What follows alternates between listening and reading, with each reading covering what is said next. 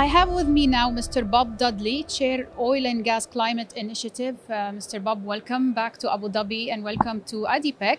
Let me start by asking you about this huge topic everybody's talking about. Lots of changes, priority has changed. Between ambitions and reality, where are we standing now and what did we get wrong? Well, first, it's great to be back at Adipex. This is now becoming the greatest gathering of the energy industries in the world. There may be as much as 160,000 or more people here this week. And so it's a great place to share information, share discussions about what you just mentioned, this great gap between the realities and the ambitions or aspirations. There is quite a bit. And in many ways, the world's a bit polarized around this. But events like these that bring people back into dialogue with reality. So there is an expectation that we can change tomorrow. We'd all like to be able to do that, have an instant transition. Energy transitions, Dan Jurgen likes to say, take 100 years. Whether it's wood to coal to oil, and even the natural gas LNG took 60 years. Now we're trying to transition big targets by 2030 and 2050. So you can't have one part of the energy system shut down that supplies most of it, because 80% of it is oil and gas and coal, and I'm not a fan of coal. That's why I don't use the term fossil fuels. Hydrocarbons and coal. But we've got to not dismantle that. The world vitally needs it, and then move the transition as fast as possible. Get investment going, not only with companies, but governments. What strategies are likely to best position companies nowadays and their people for a better future? Do they need to change the strategies? Because all the narrative before was different from now, and everybody wants a better future. Where is the missing puzzle here, missing piece of puzzle?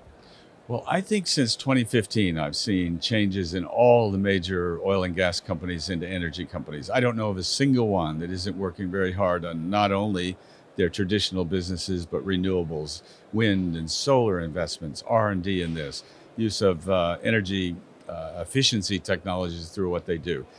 Their strategies are all slightly different. My old company, BP, is moving very fast into new energies. Some are doing it as well in different ways. So I think, and that's only 17 years since Paris, 7 years since Paris. So I don't think they're getting it wrong. I think there is under enormous pressures. Some investors, ESG investors, want them to just stop oil and gas production. That's not a reasonable thing. The world is going to need all forms of energy. There's going to be 2 billion people more on the planet by 2050. So virtually all forms of energy will be there, I think. But move as fast as we can to these new technologies and new energies and the new service companies. I work, as you mentioned, with OGCI. We're 12 of the largest oil and gas companies in the world, produce about 30% of the world's oil and gas, have put $1 billion fund together to help seed and develop the technologies that'll make the transitions. And it's not just about the forms of energy. Methane or methane reductions, for example, to me, that's the low-hanging fruit of getting towards climate change. We need to be able to produce it, keep it in the pipe, not let it leak, and combust it efficiently. And it's going to be a really big part of the transition. So we've got to do not only the transitions, but all the technologies that reduce emissions. We're going to need more energy, and we have to do it with less emissions. That's all part of it. Also, challenges has changed, but one challenge remains, which is the lack of investments. Where do you see these challenges? I mean, what worries you the most about all these challenges? Well, you look at particularly the publicly traded companies, the international oil companies, and there are pressures on them, not only them, the big ones, but smaller companies as well. Pension funds, different groups don't want to invest in anything in oil and gas or coal. And so their funding and the capital markets are shrinking what they do down. And that lack of investment we see coming through right now. The pandemic hit it because it was already starting, because demand dropped. But coming out of the pandemic, the demand for energy is really high. This is part of the access and security of energy that we're seeing today. So I think we have to just get a little realistic.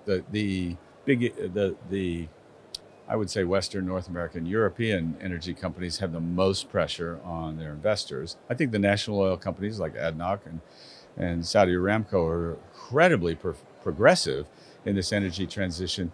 but they may not have the same lack of capital available to them. And so they're going to end up being some of the torchbearers in this transition. So COP27 is around the corner. What are the expectations? What do you expect from it? Well, I'm glad to see at COP27 the beginning of actually involving the big energy companies who will be really important in this challenge with capital, know-how, do big projects that'll help the energy transition. They were left out of the dialogue for a long time.